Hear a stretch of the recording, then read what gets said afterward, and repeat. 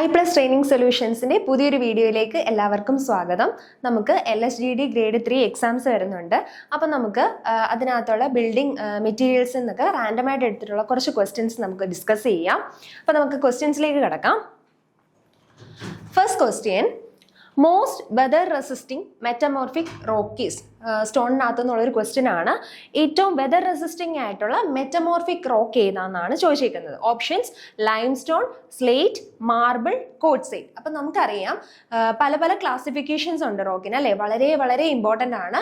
നമുക്ക് geological classification ഉണ്ട്, physical classification ഉണ്ട്, കെമിക്കൽ ക്ലാസിഫിക്കേഷൻ ഉണ്ട്. അതിനകത്ത് ജിയോളജിക്കൽ ക്ലാസിഫിക്കേഷനകത്ത് ഇഗ്നിയസ് റോക്ക് ഉണ്ട്, സെഡിമെന്ററി റോക്സ് ഉണ്ട്, മെറ്റമോർഫിക് റോക്ക് ഉണ്ട്. നമ്മളോട് ചോദിച്ചിരിക്കുന്ന ക്വസ്റ്റ്യൻ മെറ്റമോർഫിക് റോക്സിനെ പറ്റിയിട്ടാണ്. ഏറ്റവും വെതർ റെസിസ്റ്റിംഗ് ആയിട്ടുള്ള മെറ്റമോർഫിക് റോക്ക് ഏതെന്നാണ്. അപ്പൊ മെറ്റമോർഫിക് റോക്കിനകത്ത് തന്നെ നമുക്ക് ഏതൊക്കെയുണ്ട്? മാർബിൾ, കോട്ട്സൈറ്റ്, അതുപോലെ ലാറ്ററൈറ്റ്, നീസ്, അങ്ങനെ കുറെ എക്സാമ്പിൾസ് ഉണ്ട്. അപ്പം ആ എക്സാമ്പിൾ അറിഞ്ഞെങ്കിൽ മാത്രമേ നമുക്ക് ഈ ക്വസ്റ്റ്യൻ ആൻസർ ചെയ്യാനായിട്ട് പറ്റത്തുള്ളൂ. ആ എക്സാമ്പിൾസിൽ തന്നെ ഏറ്റവും വെതർ റെസിസ്റ്റിംഗ് ആയിട്ടുള്ള റോക്ക് ഏതെന്നാണ് ചോദിച്ചിരിക്കുന്നത്. ഓപ്ഷൻ നോക്കുമ്പം ലൈം സ്റ്റോൺ, സ്ലേറ്റ്, മാർബിൾ, കോട്ട്സൈറ്റ്. ഇതിന്റെ മാർബിളും കോട്ട്സൈറ്റും ഏതാണ്? മെറ്റമോർഫിക് റോക്കാണ്.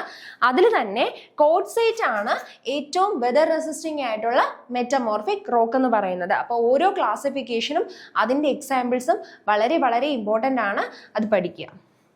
ഓക്കെ, അപ്പം ഈ ക്വസ്റ്റ്യൻ്റെ ആൻസർ എന്ന് പറയുന്നത് ഏതാണ്? ഓപ്ഷൻ ഡി, കോട്ട്സൈറ്റ് ആണ്. രണ്ടാമത്തെ ക്വസ്റ്റ്യൻ നോക്കാം. Line of least resistance is A term related with options wind pressure, blasting of stone, live load, dead load. ഇതുവരെ ചോദിച്ചങ്ങനെ കണ്ടിട്ടില്ലാത്തൊരു ക്വസ്റ്റ്യൻ ആണ്, ചോദിക്കാൻ നല്ലൊരു ക്വസ്റ്റ്യൻ ആണ്. ലൈൻ ഓഫ് ലീസ്റ്റ് റെസിസ്റ്റൻസ് എന്ന് പറയുന്നത് എന്തുമായിട്ട് ബന്ധപ്പെട്ടതാണ്? നമ്മുടെ സ്റ്റോൺസിന്റെ കോറിങ്ങിനകത്ത് തന്നെ ബ്ലാസ്റ്റിങ്ങിനകത്ത് വരുന്ന ഒരു ടേം ആണ് ഏതെന്ന് പറയുന്നത്? ലൈൻ ഓഫ് ലീസ്റ്റ് റെസിസ്റ്റൻസ് എന്ന് പറയുന്നത്. അപ്പോൾ ഓപ്ഷൻ എന്ന് പറയുന്നത് എന്താണ്? ബ്ലാസ്റ്റിംഗ് ഓഫ് സ്റ്റോൺ ആണ്. ഇമ്പോർട്ടൻ്റ് ആണ്, ഓർത്ത് വയ്ക്കുക. നമ്മുടെ സ്റ്റോൺസിന്റെ കോറിങ്ങിനകത്ത് ഒരു ടൈപ്പാണ് ബ്ലാസ്റ്റിംഗ് എന്ന് പറയുന്നത്. ആ ബ്ലാസ്റ്റിങ്ങിനകത്ത് റിലേറ്റ് ചെയ്ത് വരുന്ന ടേം ആണ് line of least resistance. Next question, the rocks having clay as main constituent are known as metamorphic rocks, igneous rock, calcareous rock, argillaceous rock. അപ്പം നമ്മൾ പറഞ്ഞു നമുക്ക് ഡിഫറെൻറ്റ് ക്ലാസിഫിക്കേഷൻ ഉണ്ടെന്ന് പറഞ്ഞു അല്ലേ. ജിയോളജിക്കൽ ക്ലാസിഫിക്കേഷൻ ഉണ്ട്, ഫിസിക്കൽ ക്ലാസിഫിക്കേഷൻ ഉണ്ട്, കെമിക്കൽ ക്ലാസിഫിക്കേഷൻ ഉണ്ട്. കെമിക്കൽ ക്ലാസിഫിക്കേഷനുമായിട്ട് റിലേറ്റ് ചെയ്തിട്ടുള്ള ഒരു ക്വസ്റ്റ്യൻ ആണിത്. കെമിക്കൽ ക്ലാസിഫിക്കേഷൻ ഏതൊക്കെ റോക്സ് ആണ് വരുന്നത്? സിലീഷ്യസ് റോക്ക് ഉണ്ട്, അർജിലീഷ്യസ് റോക്ക് ഉണ്ട്, കാൽക്കേരിയസ് റോക്ക് ഉണ്ട്. അപ്പോൾ ഓരോന്നിൻ്റെയും കോൺസ്റ്റൻസ് ഏതാണ് അത് ഇമ്പോർട്ടൻ്റ് ആയിട്ട് പഠിക്കുക. അതിനകത്ത് സിലീഷ്യസ് റോക്കിന്റെ ഇമ്പോർട്ടൻ്റ് ആയിട്ടുള്ള കോൺസ്റ്റന്റ് എന്ന് പറയുന്നത് സിലിക്കയാണ്. കാൽക്കേരിയസ് റോക്കിനകത്ത് കാൽഷ്യം കാർബണേറ്റ് ആണ് ഇമ്പോർട്ടൻ്റ് ആയിട്ടുള്ള constant.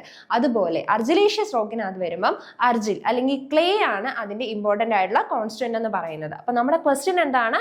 The rock having clay as main constant. ഒരു റോക്കിനകത്ത് ക്ലേ ആണ് മെയിൻ കോൺസ്റ്റന്റ് എങ്കിൽ അതിനെ പറയുന്ന പേരാണ് മെറ്റമോർഫിക് റോക്ക് ആണോ? അല്ല. ഇഗ്നിയസ് റോക്ക് ആണോ? അല്ല.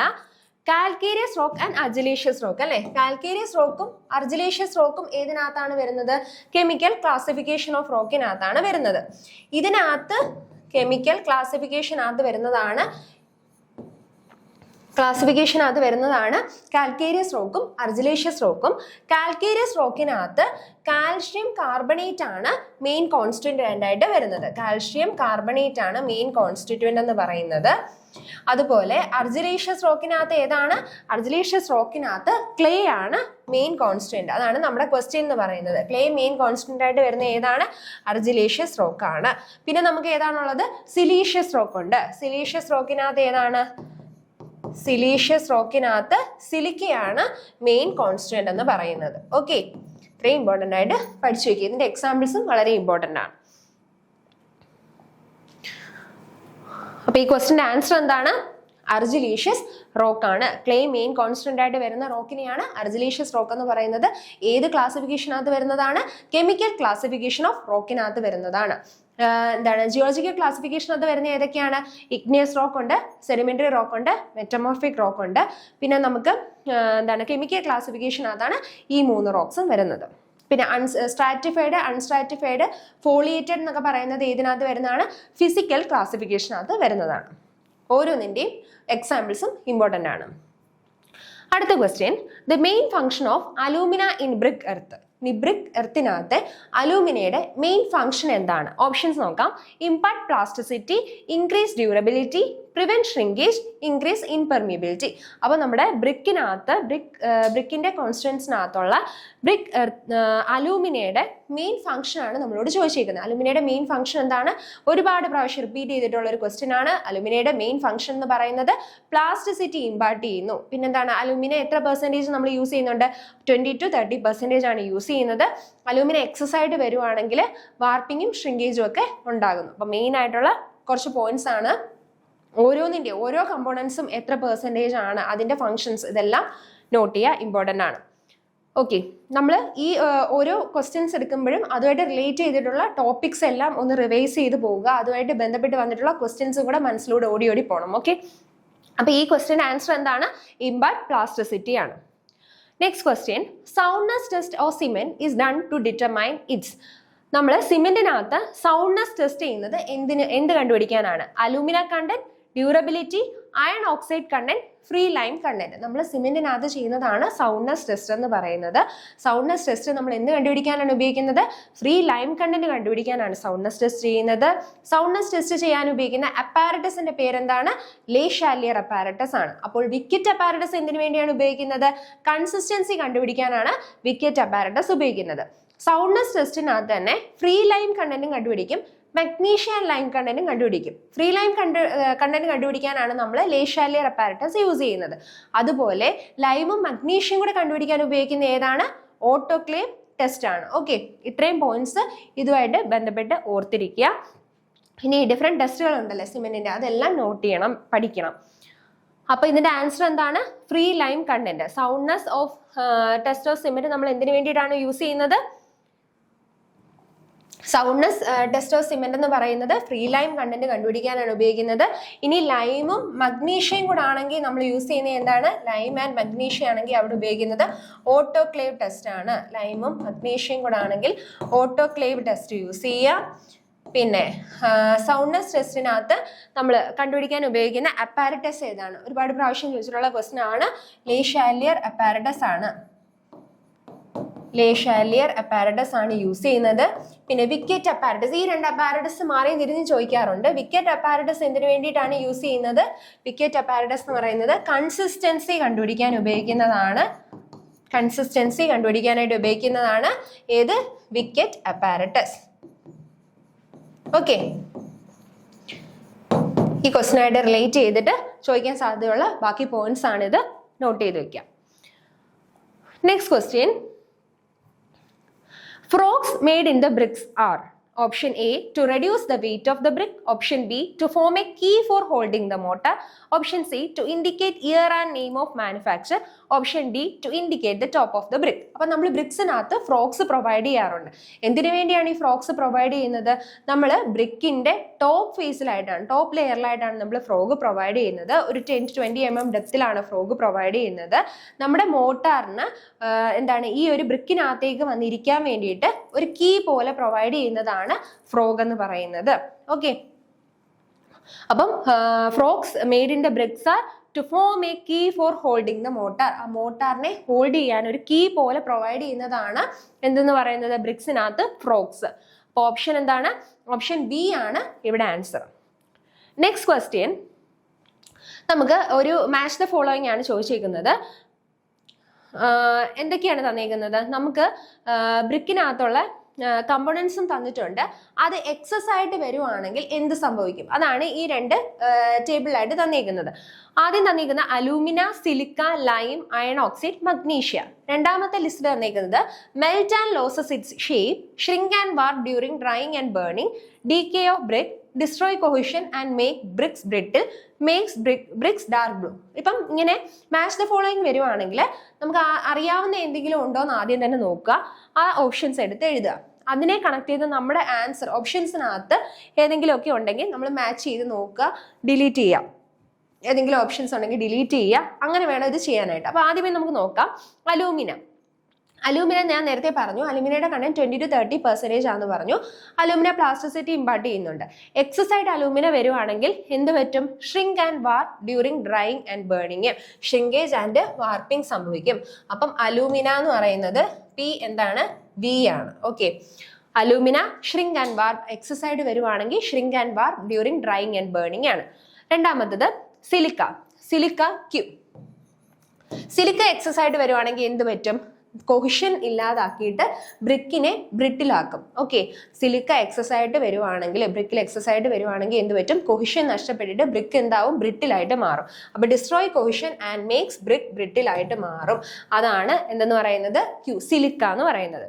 അടുത്തതാണ് lime, or, lime. Lime excess വരുവാണെങ്കിൽ എന്ത് സംഭവിക്കും? ബ്രിക്ക് മെൽറ്റ് ആയിട്ട് അതിന്റെ ഷേപ്പ് നഷ്ടപ്പെടുന്നു. അതാണ് ഏതെന്ന് പറയുന്നത്? ലൈം എന്ന് പറയുന്നത്. അയൺ ഓക്സൈഡിന്റെ ഫംഗ്ഷൻ എന്താണ്? അയൺ ഓക്സൈഡ് ആണ് ബ്രിക്കിന് റെഡ് കളർ പ്രൊവൈഡ് ചെയ്യുന്നത്. അപ്പം അത് എക്സസൈഡ് വരുവാണെങ്കിൽ കളറുമായിട്ട് റിലേറ്റ് ചെയ്ത ഒരു കാര്യമായിരിക്കും എന്ന് ഓർക്കുക. Make brick dark blue. അപ്പൊ അത് ഏതാണ് വരുന്നത്? അയൺ ഓക്സൈഡ് ആണ് വരുന്നത് ബ്രിക്കിന്. According to IS 712-1973 classification, fat lime is classified as, നമുക്ക് എന്താണ് IS 712-1973 പ്രകാരം ലൈമിന്റെ ഒരു ക്ലാസിഫിക്കേഷൻ പറയുന്നുണ്ട്. അതായത് ലൈമിനെ നമ്മൾ class A, class B, class C, class D, class E എന്നിങ്ങനെ ക്ലാസിഫൈ ചെയ്തിട്ടുണ്ട്. അതിനകത്ത് ഫാറ്റ് ലൈം ഏത് ക്ലാസിഫിക്കേഷനകത്താണ് വരുന്നത് എന്നാണ് ചോദിച്ചിരിക്കുന്നത്. അപ്പം ഈ ഓരോ ക്ലാസ്സും, class A, B, C, D, E എന്താണ്, അത് എന്തിനാണ് യൂസ് ചെയ്യുന്നത്, അതിന്റെ ഫംഗ്ഷൻ, ഇത് ഇമ്പോർട്ടൻ്റ് ആയിട്ട് പഠിക്കുക. മുന്നേയും ക്വസ്റ്റ്യൻസ് ചോദിച്ചിട്ടുണ്ട്. നമുക്ക് നോക്കാം. ക്ലാസ് എ എന്ന് പറയുന്നത്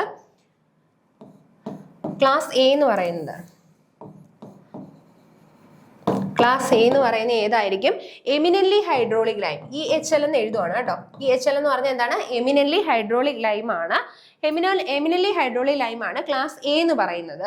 ക്ലാസ് ബി എന്ന് പറയുന്നത് ഏതാണ്? സെമി ഹൈഡ്രോളിക് ലൈം അല്ലെങ്കിൽ മോഡറേറ്റ്ലി ഹൈഡ്രോളിക് ലൈം ആണ്. ഏതാന്ന് പറയുന്നത്? മോഡറേറ്റ്ലി ഹൈഡ്രോളിക് ലൈം ആണ് ക്ലാസ് ബി എന്ന് പറയുന്നത്.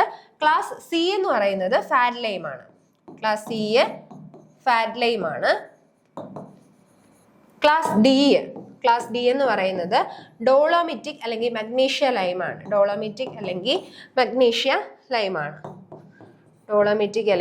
മഗ്നീഷ്യ ലൈമാണ്. അടുത്തത് ക്ലാസ് ഇ. ക്ലാസ് ഇ എന്ന് പറയുന്നത് ഏതാണ്? കൺഗർ ലൈമാണ്. സോറി, ഇ മാത്രമല്ല കേട്ടോ, എഫും കൂടെ ഉണ്ട് നമുക്ക്. കൺഗർ ലൈമാണ്. പിന്നെ എഫും കൂടെ ഉണ്ട്. എഫ് എന്ന് പറയുന്നത് ഏതാണ്? സിലീഷ്യസ് ഡോളമിറ്റിക് ലൈമാണ്. സിലീഷ്യസ് ഡോളമിറ്റിക് ലൈമിനെയാണ് നമ്മൾ എന്തെന്ന് പറയുന്നത്? എഫ് എന്ന് പറയുന്നത്. അപ്പൊ നമുക്ക് 6 ക്ലാസിഫിക്കേഷൻ ആണുള്ളത്. അത് ഞാൻ 5 എന്നാണ് പറഞ്ഞത്. 6 ക്ലാസിഫിക്കേഷൻ ആണുള്ളത്. Class A, class B, class C, class D, class E, class F. Class A എന്ന് പറയുന്നത് എമിനൻലി ഹൈഡ്രോളിക് ലൈം ആണ്. നമ്മൾ എമിനൻലി ഹൈഡ്രോളിക് ലൈം എന്ന് പറയുന്നത് സ്ട്രക്ചറൽ വർക്ക്സിനൊക്കെ യൂസ് ചെയ്യുന്നത് ഏതാണ്? എമിനൻലി ഹൈഡ്രോളിക് ലൈം ആണ്. ക്ലാസ് ബി എന്ന് പറയുന്നത് മോഡറേറ്റ്ലി ഹൈഡ്രോളിക് ലൈം ആണ്. മേസണറി വർക്കിന് നമ്മൾ യൂസ് ചെയ്യുന്നത് ഏതാണ്? മോഡറേറ്റ്ലി ഹൈഡ്രോളിക് ലൈം ആണ്.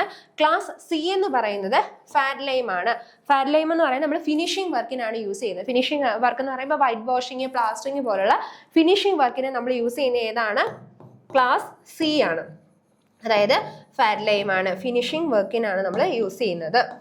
അടുത്തത് ക്ലാസ് ഡി ആണ്. ക്ലാസ് ഡി എന്ന് പറഞ്ഞാൽ ഡോളമിറ്റിക് അല്ലെങ്കിൽ മഗ്നീഷ്യ ലൈം ആണ്. അത് നമ്മൾ യൂസ് ചെയ്യുന്ന എന്തിനു വേണ്ടിയിട്ടാണ്? ഇന്റീരിയറിലുള്ള ഫിനിഷിംഗ് വർക്കിന് വേണ്ടിയിട്ടാണ്. നമ്മൾ ഡോളമിറ്റിക് അല്ലെങ്കിൽ മഗ്നീഷ്യ ലൈം യൂസ് ചെയ്യുന്നത്. അടുത്തത് കൺഗർ ലൈം ആണ്. കൺഗർ ലൈം എന്ന് പറയുന്നത് മേസണറി മോട്ടാർ ആയിട്ടാണ് നമ്മൾ യൂസ് ചെയ്യുന്നത്. Masonry mortar. ഓക്കെ, മേസണറി മോട്ടാറായിട്ടാണ് യൂസ് ചെയ്യുന്നത്. ലാസ്റ്റ് വൺ എന്ന് പറയുന്നത് സിലീഷ്യസ് ഡോളമിറ്റിക് ലൈം ആണ്. അത് നമ്മളൊരു ഫിനിഷിംഗ് കോട്ടായിട്ടാണ് യൂസ് ചെയ്യുന്നത്. വളരെ വളരെ ഇമ്പോർട്ടൻ്റ് ആണ്. പല പ്രാവശ്യം ഇതിൽ നിന്ന് ക്വസ്റ്റ്യൻസ് വന്നിട്ടുണ്ട്. ഇതിപ്പോൾ ചോദിച്ചേക്കുന്ന പോലെ തന്നെ എന്താണ്, ഇപ്പൊ ഇവിടെ ചോദിച്ചേക്കുന്ന ഫാറ്റ് ലൈം ഏത് ക്ലാസ് ആണെന്നുള്ളതാണ്. ഫാറ്റ് ലൈം ഏത് ക്ലാസ് ആണ്? ക്ലാസ് സി ആണ്. അതുപോലെ തന്നെ ഇതിന്റെ ഫംഗ്ഷൻസ് എന്താണ് എന്നുള്ളതും ചോദിച്ചിട്ടുണ്ട്. അപ്പൊ എ ക്ലാസ് എന്ന് പറയുന്നത് എമിനൻലി ഹൈഡ്രോളിക് ലൈം ആണ്. സ്ട്രക്ചറൽ വർക്ക്സിന് വേണ്ടിയിട്ടാണ് യൂസ് ചെയ്യുന്നത്. ക്ലാസ് ബി എന്ന് പറയുന്നത് മോഡറേറ്റ്ലി ഹൈഡ്രോളിക് ലൈം ആണ്. അത് നമ്മൾ മേസണറി വർക്കിന് വേണ്ടിയിട്ടാണ് യൂസ് ചെയ്യുന്നത്. എം എന്ന് ഓർക്കുക, മോഡറേറ്റ്ലി ഹൈഡ്രോളിക് ലൈം മേസണറി വർക്കിന് വേണ്ടിയിട്ടാണ് യൂസ് ചെയ്യുന്നത്. ക്ലാസ് സി എന്ന് പറയുന്നത് ഫാറ്റ് ലൈം ആണ്.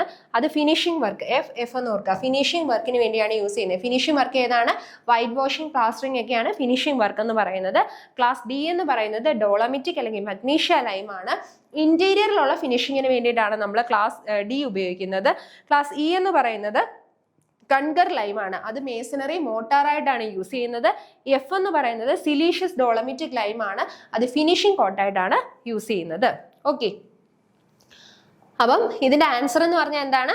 ക്ലാസ് സി ആണ്. നമ്മൾ എന്തിനാണ് ഉപയോഗിക്കുന്നത്? വൈറ്റ് വാഷിംഗ് അല്ലെങ്കിൽ പ്ലാസ്റ്ററിംഗ് പോലുള്ള ഫിനിഷിംഗ് വർക്കിന് വേണ്ടിയിട്ടാണ് യൂസ് ചെയ്യുന്നത്. അടുത്ത ക്വസ്റ്റ്യൻ നോക്കാം. The quantity of 1 bag of cement is, ഒരു ബാഗ് ഓഫ് സിമെന്റിന്റെ ക്വാണ്ടിറ്റി എത്രയാണ്? ഒരുപാട് പ്രാവശ്യം ചോദിച്ചിട്ടുള്ള ക്വസ്റ്റ്യൻ ആണ്. 1 bag of സിമെന്റിന്റെ ക്വാണ്ടിറ്റി എന്ന് പറയുന്നത് 0.0345 മീറ്റർ ക്യൂബ് ആണ്. നമുക്ക് ചിലപ്പോൾ ആൻസർ അറിയാം, പക്ഷെ നമ്മൾ എന്ത് ചെയ്യും? ഓപ്ഷൻ കാണുമ്പോഴത്തേക്കും കൺഫ്യൂസ്ഡ് ആകും. എത്ര സീറോ ഉണ്ടെന്നുള്ളത് നമുക്ക് കൺഫ്യൂഷൻ വരാൻ ചാൻസ് ഉണ്ട്. അപ്പം നമ്മൾ വ്യക്തമായിട്ട് പഠിക്കുക. Quantity of 1 bag of cement എന്ന് പറയുന്നത് 0.0345 മീറ്റർ ക്യൂബ് ആണ്. കിലോഗ്രാമിൽ പറയുകയാണെങ്കിലോ ഒരു ബാഗ് ഓഫ് സിമെന്റില് 50 കിലോഗ്രാം ആണുള്ളത്. ഓക്കെ, 1 bag ഓഫ് സിമെന്റ് എന്ന് പറയുന്നത് 50 kg ആണ്. Next question, in the cement the compound quickest to react with water, വാട്ടറുമായിട്ട് പെട്ടെന്ന് റിയാക്ട് ചെയ്യുന്ന കോമ്പൗണ്ട് ഏതാണ്? Options: tricalcium aluminate, tetracalcium aluminoferrite, tricalcium silicate, dicalcium silicate. അപ്പോൾ ഓപ്ഷൻസ് തന്നിരിക്കുന്നത് എന്താണ്? ബോക്സ് കോമ്പൗണ്ട് ആണ് അല്ലെ, സിമെന്റിന്റെ ബോക്സ് കോമ്പൗണ്ട്. സിമെന്റും വാട്ടറും കൂടെ റിയാക്ട് ചെയ്ത് കഴിയുമ്പോൾ ഉണ്ടാവുന്ന ബോക്സ് കോമ്പൗണ്ട് ആണ്. ഏതൊക്കെയാണ്? Tricalcium silicate, dicalcium silicate, tricalcium aluminate, tetracalcium aluminoferrite. അപ്പൊ ഇതിന്റെ ഫംഗ്ഷൻസ് പഠിക്കുക. അതിനകത്ത് ട്രൈകാൽഷ്യം സിലിക്കേറ്റ് എന്ന് പറയുന്നത് എന്തായിരിക്കും? ഇനിഷ്യൽ സ്ട്രെങ്ത് പ്രൊവൈഡ് ചെയ്യുന്നത് ഏതാണ്? ട്രൈകാൽഷ്യം സിലിക്കേറ്റ് ആണ്. ലേറ്റർ സ്ട്രെങ്ത് പ്രൊവൈഡ് ചെയ്യുന്നത് അല്ലെങ്കിൽ എന്താണ് കുറച്ച് നാൾ കഴിഞ്ഞിട്ട് സ്ട്രെങ്ത് കിട്ടുന്നത് ഏത് കാരണമാണ്? ഡൈകാൽഷ്യം സിലിക്കേറ്റ് കാരണമാണ്. ക്വിക്ക് സെറ്റിംഗ് പ്രോപ്പർട്ടി പ്രൊവൈഡ് ചെയ്യുന്ന ഏതാണ്? ട്രൈകാൽഷ്യം അലൂമിനേറ്റ് ആണ്. അപ്പൊ നമ്മളോട് ചോദിച്ചിരിക്കുന്ന quickest to react with water, വാട്ടറുമായിട്ട് ക്വിക്കായിട്ട് റിയാക്ട് ചെയ്യുന്ന ഏതാണ്? അതായത് ക്വിക്ക് സെറ്റിംഗ് പ്രോപ്പർട്ടി പ്രൊവൈഡ് ചെയ്യുന്ന ഏതാണ്? ട്രൈകാൽഷ്യം അലൂമിനേറ്റ് ആണ്. നമ്മൾ എന്തൊക്കെയാ പറഞ്ഞത്? ക്വിക്ക് സെറ്റിംഗ് പ്രൊവൈഡ് ചെയ്യുന്നത് ട്രൈകാൽഷ്യം അല്ലെ, ഇനിഷ്യൽ സെറ്റിംഗ് പ്രൊവൈഡ് ചെയ്യുന്നത് അല്ലെ ക്വിക്ക് സെറ്റിംഗ് പ്രൊവൈഡ് ചെയ്യുന്നത് ട്രൈകാൽഷ്യം അലൂമിനേറ്റ് ആണ്. അതുപോലെ ട്രൈകാൽഷ്യം സിലിക്കേറ്റ് എന്ന് പറഞ്ഞാൽ എന്താണ്? ഇനിഷ്യൽ സ്ട്രെങ്ത് ആണ് പ്രൊവൈഡ് ചെയ്യുന്നത്. ഇനിഷ്യൽ സ്ട്രെങ്ത് പ്രൊവൈഡ് ചെയ്യുന്നത് ട്രൈകാൽഷ്യം സിലിക്കേറ്റ് ആണ്. ലേറ്റർ സ്ട്രെങ്ത് പ്രൊവൈഡ് ചെയ്യുന്നത് ഏതാണ്? ഡൈകാൽഷ്യം സിലിക്കേറ്റ് ആണ്. ഡൈകാൽഷ്യം സിലിക്കേറ്റ് എന്ന് പറയുന്നത് എന്താണ്? ലേറ്റർ സ്ട്രെങ്ത് ആണ് പ്രൊവൈഡ് ചെയ്യുന്നത്. ലേറ്റർ സ്ട്രെങ്ത് പ്രൊവൈഡ് ചെയ്യുന്നത് ഡൈകാൽഷ്യം സിലിക്കേറ്റ് ആണ്. ഓക്കെ, അപ്പൊ ഇവിടുത്തെ ആൻസർ എന്ന് പറഞ്ഞ ഏതാണ്? ട്രൈകാൽഷ്യം അലൂമിനേറ്റ് ആണ്. Next question, which of the following cement suitable for use in massive concrete structure such as dam? Dam പോലുള്ള മാസീവ് ആയിട്ടുള്ള കോൺക്രീറ്റ് സ്ട്രക്ചേഴ്സിനകത്ത് നമുക്ക് ഉപയോഗിക്കാൻ പറ്റുന്ന സ്യൂട്ടബിൾ ആയിട്ടുള്ള സിമെന്റ് ഏതാണ്? Ordinary Portland cement, low heat cement, rapid hardening cement, sulphate resisting cement. Different type of സിമെന്റും അതിന്റെ ഫംഗ്ഷൻസും ഇമ്പോർട്ടന്റ് ആയിട്ട് പഠിക്കണം. ഇവിടെ ചോദിച്ചിരിക്കുന്ന മാസീവ് ആയിട്ടുള്ള ഒരു കോൺക്രീറ്റ് സ്ട്രക്ചർ ആണ്. അപ്പൊ അവിടെ എന്തുണ്ടാവാൻ പാടില്ല? ഒരുപാട് ഹീറ്റ് ജനറേറ്റ് ചെയ്യാൻ പാടില്ല അല്ലെ. അപ്പൊ അവിടെ നമ്മൾ ഉപയോഗിക്കുന്ന സിമെന്റ് ഏതായിരിക്കണം? ലോ ഹീറ്റ് സിമെന്റ് ആയിരിക്കണം. കുറച്ച് ടൈപ്പ് ഓഫ് സിമെന്റും അതിന്റെ യൂസസും ഞാൻ കൊടുത്തിട്ടുണ്ട്. വളരെ ഇമ്പോർട്ടന്റ് ആയിട്ട് ഇത് നോട്ട് ചെയ്ത് വെക്കാം. ഒന്നാമത്തത് റാപ്പിഡ് ഹാർഡനിങ് സിമെന്റ്. പെട്ടെന്ന് ഹാർഡൻ ആവുന്ന സിമെന്റ് നമ്മൾ എവിടെയാണ് ഉപയോഗിക്കുന്നത്? എന്തെങ്കിലും എമർജൻസി വർക്കുകൾ ഉള്ളപ്പോഴാണ് നമ്മൾ എന്ത് യൂസ് ചെയ്യുന്നത്? റാപ്പിഡ് ഹാർഡനിങ് സിമെന്റ് യൂസ് ചെയ്യുന്നത്. രണ്ടാമത്തത് ഓർഡിനറി പോർട്ട്ലൻഡ് സിമെന്റ്. സാധാരണയുള്ള പോർട്ട്ലൻഡ് സിമെന്റ് നമ്മൾ എവിടെയാണ് യൂസ് ചെയ്യുന്നത്? ജനറൽ ആയിട്ടുള്ള കോൺക്രീറ്റ് സ്ട്രക്ചേഴ്സിനെല്ലാം നമ്മൾ യൂസ് ചെയ്യുന്നത് OPC ആണ്, ഓർഡിനറി പോർട്ട്ലൻഡ് സിമെന്റ് ആണ്. ആസിഡ് റെസിസ്റ്റന്റ് സിമെന്റ്, കെമിക്കൽ ഇൻഡസ്ട്രീസിലൊക്കെ അല്ലേ നമ്മൾ കൂടുതലായിട്ടും ആസിഡ് ഉപയോഗിക്കുന്നത്. അപ്പം ആസിഡ് റെസിസ്റ്റന്റ് സിമെന്റ് ഇവിടെയാണ് ഉപയോഗിക്കുന്നത്, കെമിക്കൽ ഇൻഡസ്ട്രീസ്. ഇനി ലോ ഹീറ്റ് സിമെന്റ്, ഒരുപാട് സ്ട്രക്ചർ ഒക്കെ ഉണ്ടാക്കണമെങ്കിൽ അവിടെ ഒരുപാട് സിമെന്റ് വരാൻ പാടില്ല, ഒരുപാട് ഹീറ്റ് വരാൻ പാടില്ല അല്ലേ. അപ്പൊ ലോ ഹീറ്റ് സിമെന്റ് നമ്മൾ യൂസ് ചെയ്യുന്നത് എവിടെയാണ്? Mass concrete സ്ട്രക്ചേഴ്സിനകത്താണ്.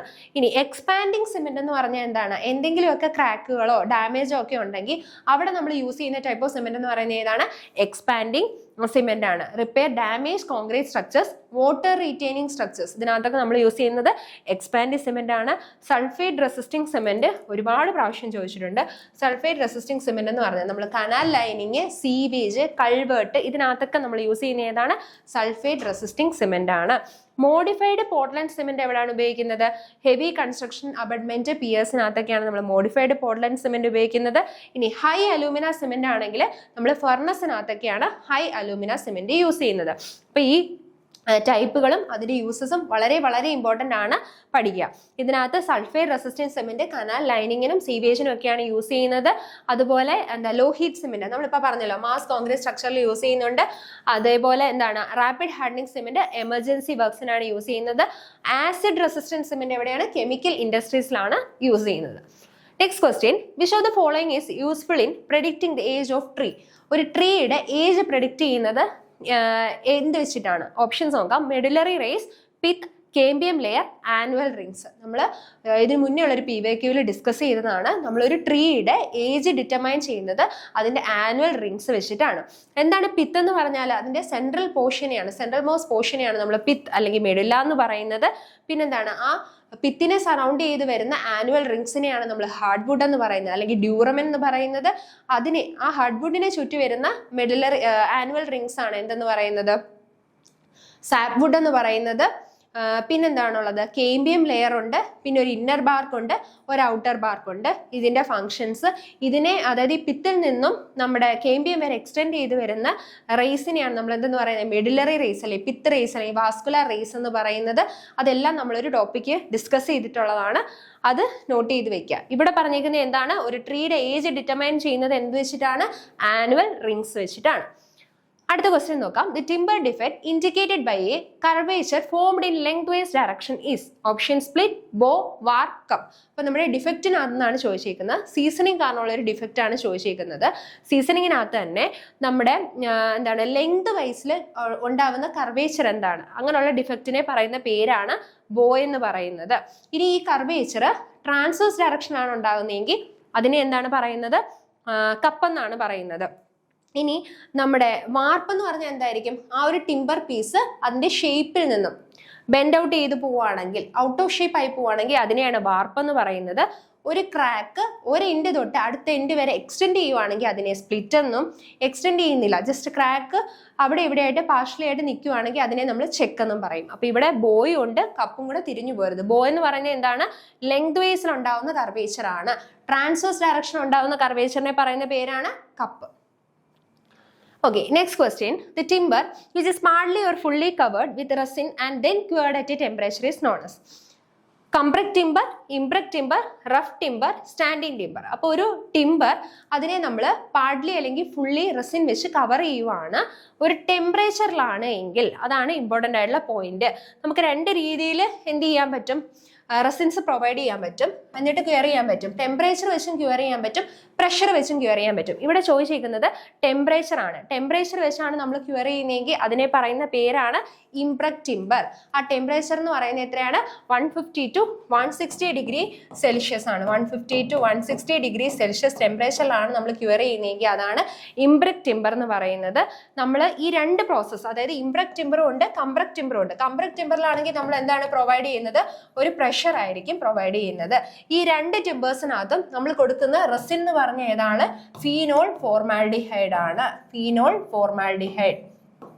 ഓക്കെ, അപ്പം